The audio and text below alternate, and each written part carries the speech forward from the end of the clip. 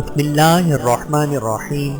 السلام علیکم۔ اللہ تعالی عنہ کی عمر ابھی صرف 10 سال کی تھی کہ ان کی اس لیے ان کو اسلام کے مذہبی مناظر سے پہلے نظر آئے۔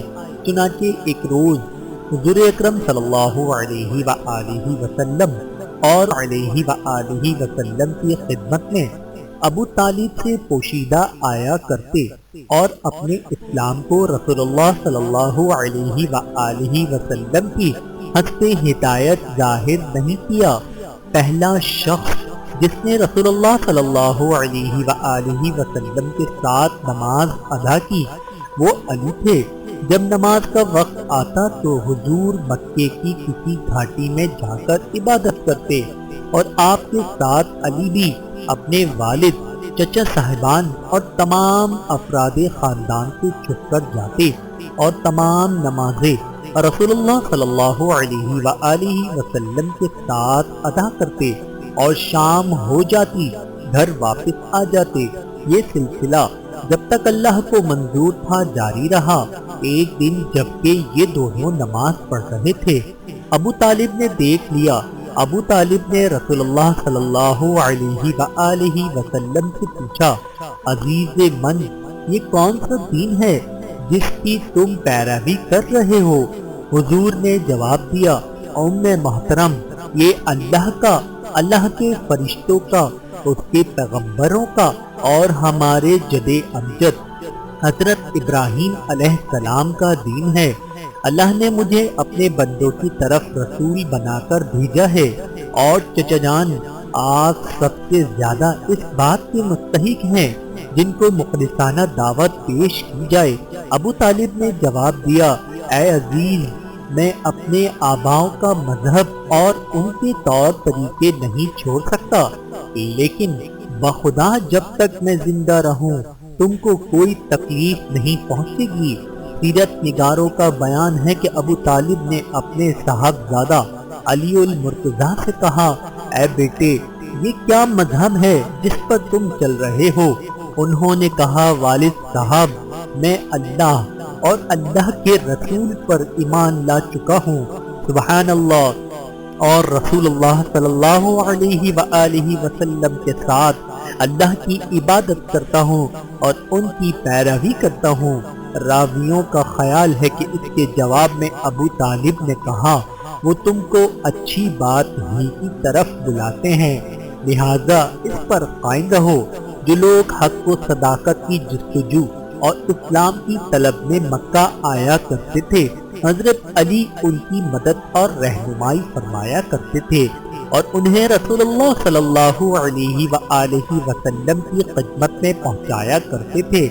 اس کام کے لیے اللہ تعالیٰ نے ان کو خاص صلاحیت اور ذہانت بخشی تھی۔ سیدنا علی فرماتے ہیں، ایک دن ہم اور رسول اللہ صلی اللہ علیہ وآلہ وسلم گھر سے نکلے اور کعبے کے در پر آئے۔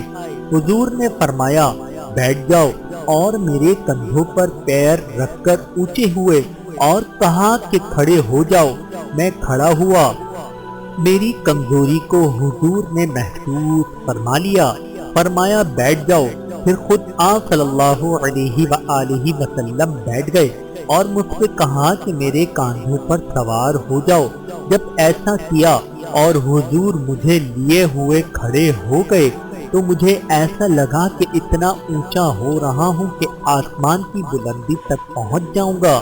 میں اس طرح کعبے کی چھت پر پہنچ گیا اور وہاں جو پیتل یا تانبے کا بنا ہوا بت رکھا ہوا تھا، اس کو میں نے داہنے بائیں موڑنے لگا اور آگے پیچھے جھکانے لگا، یہاں تک کہ اس کو اپنے قابو میں لے لیا۔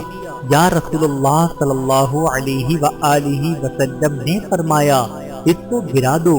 میں نے گرایا تو وہ ایسا چور چور ہو گیا جیسے شیشے کے بنے ہوئے برتن۔ پھر وہاں سے اترا اور ہم دونوں تیز قدم چلتے ہوئے گھروں کے پیچھے آ گئے کہ کہیں کوئی ہمیں دیکھ نہ لے۔ ایک روز حضور نے اپنے خاندان میں تبلیغ اسلام کی کوشش فرمائی اور حضرت علی سے فرمایا کہ دعوت کا سامان کرو۔ حضرت علی کی عمر اس وقت مشکل سے 14-15 برس کی تھی۔ لیکن انہوں نے اس کم سنی کے باوجود نہایت اچھا انتظام کیا۔ دسترخوان پر بکرے کے پائے اور دودھ تھا۔ دعوت میں کل خاندان شریک تھا جن کی تعداد 40 تھی۔ حضرت حمزہ و عباس، ابو طالب سب شریک تھے۔ حضور نے کھانے کے بعد کھڑے ہو کر فرمایا کہ میں وہ چیز لے کر آیا ہوں جو دین اور دنیا دونوں کی کفیل ہے۔ اس بارگاہ کو اٹھانے میں کون میرا ساتھ دے گا؟ تمام مجلس میں سناٹا تھا۔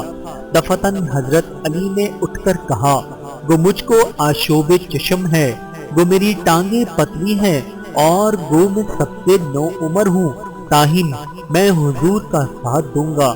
قریش کے لیے یہ ایک حیرت انگیز منظر تھا کہ دو شخص جن میں ایک 13 سال کا نوجوان ہے دنیا کی قسمت کا فیصلہ کر رہے ہیں۔ حاضرین کو بے ساختہ ہنسی آ گئی۔ حضور نے فرمایا، اچھا تم بیٹھ جاؤ۔ پھر لوگوں سے خطاب فرمایا لیکن کسی نے جواب نہ دیا۔ حضرت علی پھر اٹھے۔